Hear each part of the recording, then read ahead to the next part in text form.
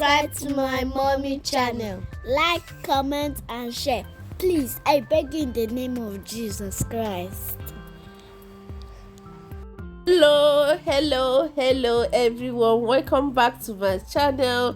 On today's video I'll be showing you how I do my daily house chores. This is what I actually do every day, except for the laundry, which is twice a week or sometimes 3 times in a week. But every other thing I do them every day.